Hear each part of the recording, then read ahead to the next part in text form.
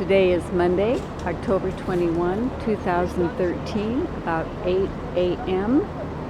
And we have arrived in Istanbul, Turkey, formerly Constantinople. Formerly Constantinople. And this is our ship. And these are the people boarding the buses. And we are heading to Hagia Sophia, Holy Wisdom, former Catholic church, beautiful church, now a museum.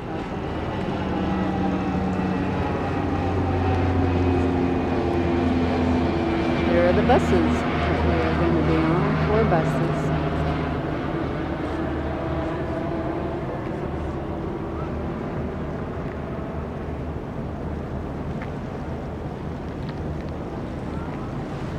Towards north, the part of the land across on your left is Asia Minor. So 1/3 of the city is here, 2/3 is on the European side, with 15 million inhabitants. Turkey has 72 million inhabitants, 99.8% is Muslim Sunni. Istanbul is 10% non-Muslim, 90% Muslim, 10% non-Muslim. In this city, we have approximately 3,000 Muslim temples, 200 active churches, and 20 active synagogues. So this morning, after the Hippodrome, we're going to visit one of the famous Muslim temples, Blue Mosque. The official name is the Mosque of Sultan Ahmed.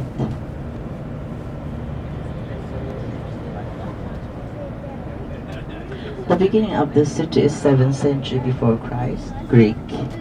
A Greek leader, Byzas or Byzas, coming from Megara, founded the city on the Seraglio point, and the city was called Byzantium or Byzantium. Then we see the Romans here, 2nd century AD. Septimus Severus conquered the city, and the name was changed to Constantinople.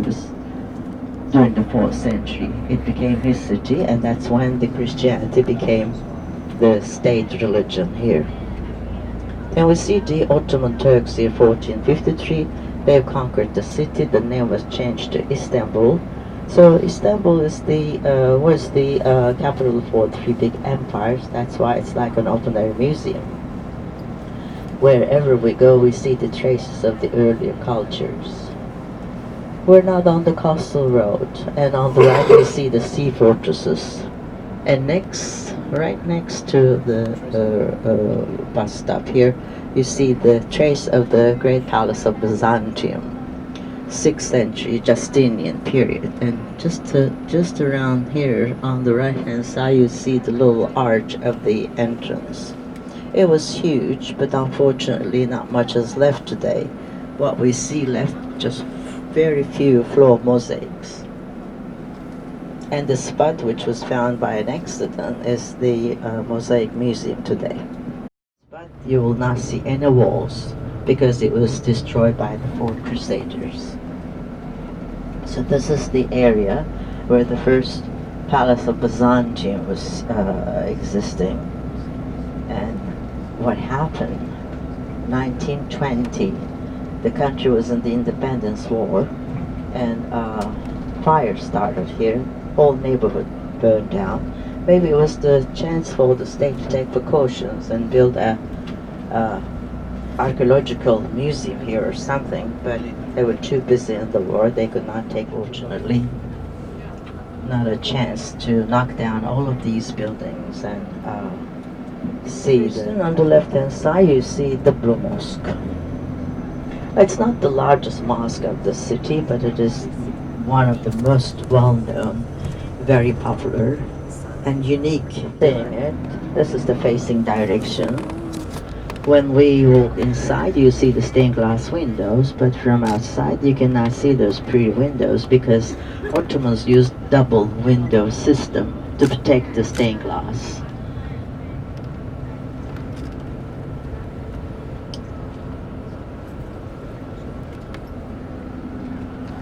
What we will do, We'll visit the Hippodrome, then we'll walk into the Blue Mosque. Then afterwards we walk into the Saint Sophia and Saint Irene.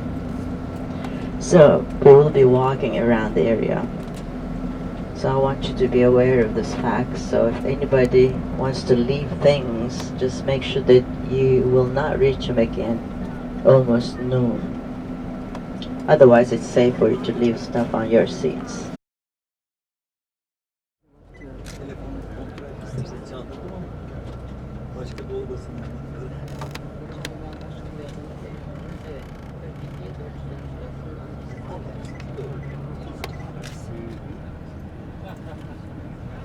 On the left, we see the Blue Mosque. On the right, the Saint Sophia. We're going to start with the Hippodrome, so we'll walk through now, so you'll have a chance to stop if you like to take the pictures of those two magnificent monuments. You will have a chance for that.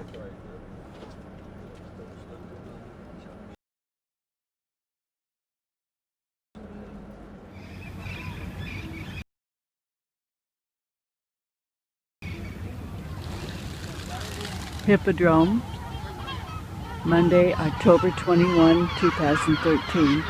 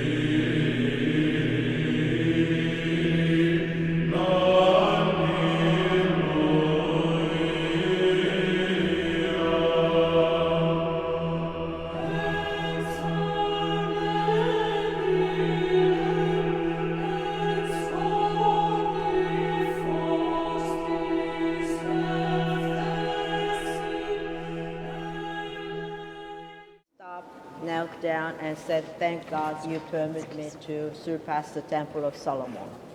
So this was much larger than Temple of Solomon. We walked through the outer narthex, and we're now in the inner narthex. As you know, the early churches did not permit those who were not Christians into the main nave, so they remained during the masses and the ceremonies in the outer narthexes. After they converted, they would be going into the main nave.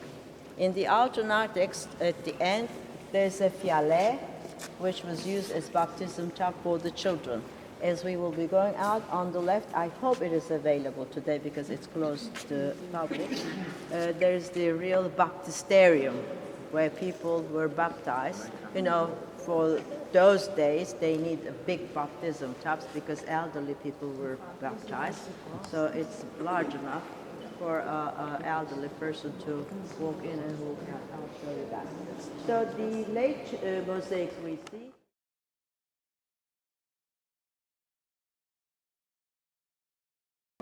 You can see that guy down there, how small.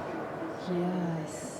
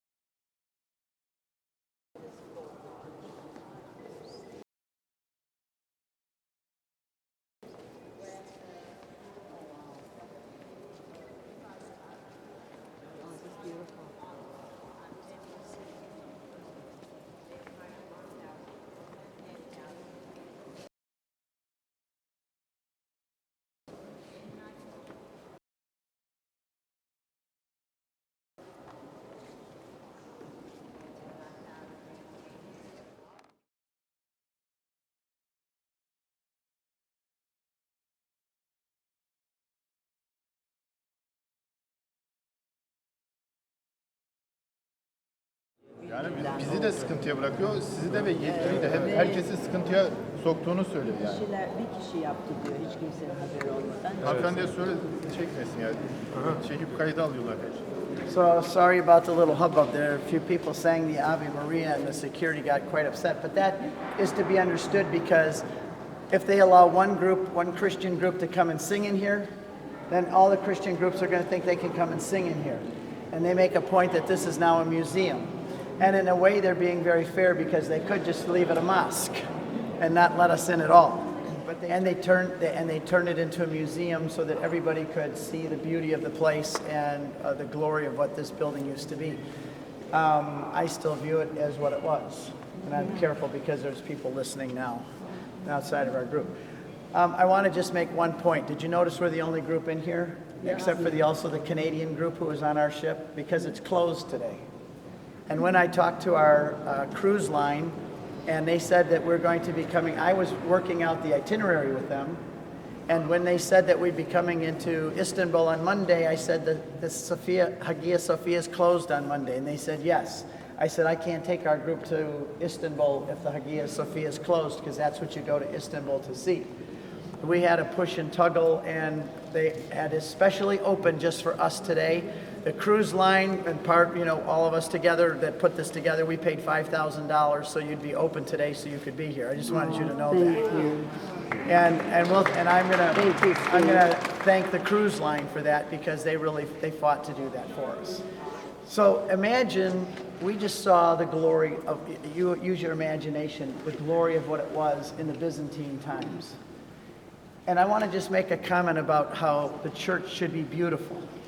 Because beauty is part of what we are. God created beauty, and God wants the churches to be beautiful. And many people have converted to Christianity simply because of the beauty of the churches, the beauty of what we believe, the beauty of the art that we've created. You go through the Vatican Museum and in Rome and you see the gorgeous art that Christianity has produced over the 2,000 years, and even starting in the catacombs. And you can see it here in this church even today.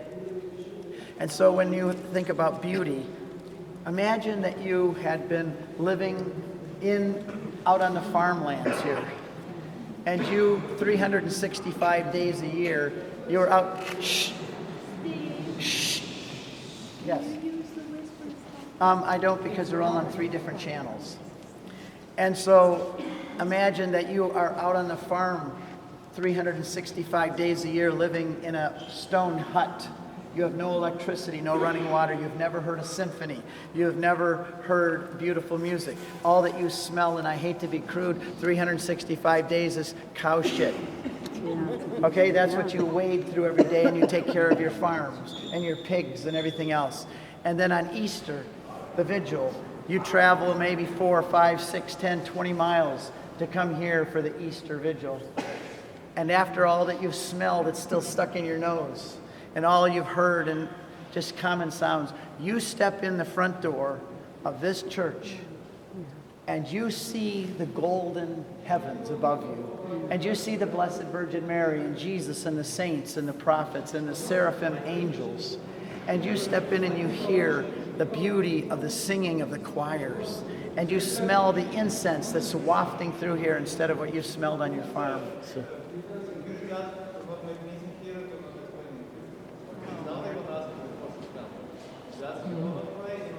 I'm not praying. We have to talk somewhere else. No, we can't. You can't. All right, we'll talk outside.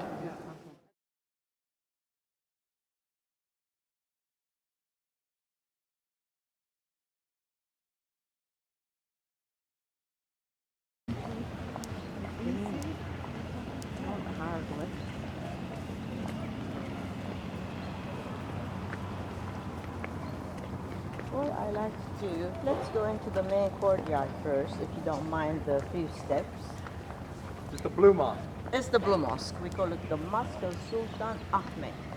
In the upper This is the courtyard, Blue Mosque we're walking into. it's the mosque to have full bath if they are going to worship. Muslims have to have a full bath if they are coming here to worship. There's always running water for people to wash their hands. Nurse, face.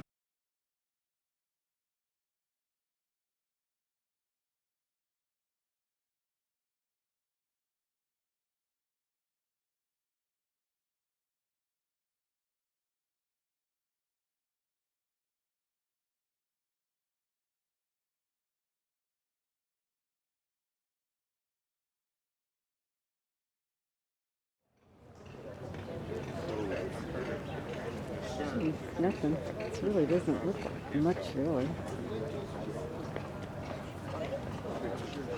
Just big.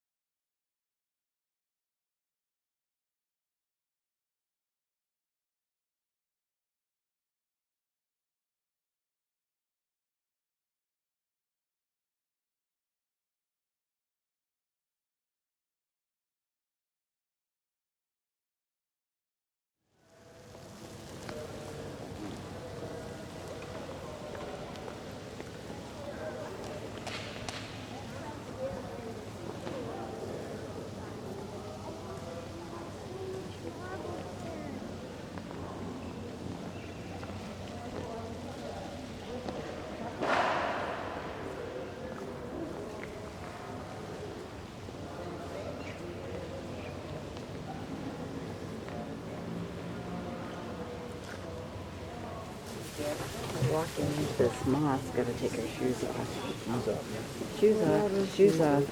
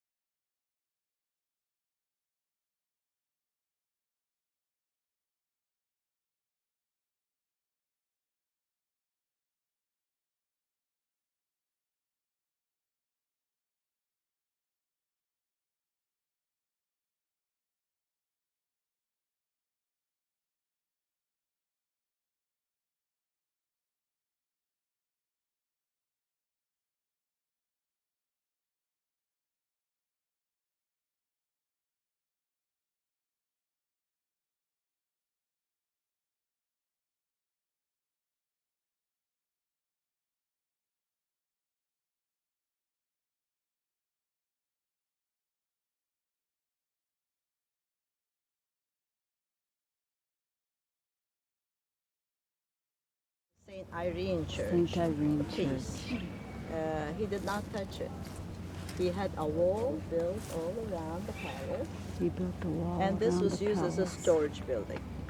So this is the They only used it as church a storage which was building. not converted into a Muslim temple. It was always kept as it was, but the use purpose was different. It was used as a storage building. It was used as a archaeological museum. It was used for a while as an archaeological museum. Now it's a museum. During the Istanbul Music Festival, we have classical music performed here, which is wonderful. The acoustic is perfect here. The original date is 4th century. When, if you look down, Church in the 4th you see century. bits and pieces of the foundation from that period. It's later on, it was rebuilt during the 6th century. Justinian destroyed. What we see is, okay, Bert, I can't compete with you. Shut up. Shut up. It's end of 7th, beginning of the 8th century, so it's iconoclast period. You know the people, the image breakers. So when we walk inside, we will not see mosaics. We'll just see a huge cross. Shows us that. What the experts are talking about, why the other churches went back to the old tradition, applied the Christian mosaics into their churches, not these people. It is believed the priests of this church remain iconoclast. That's what the books tell us. I don't know how true. Maybe you know more.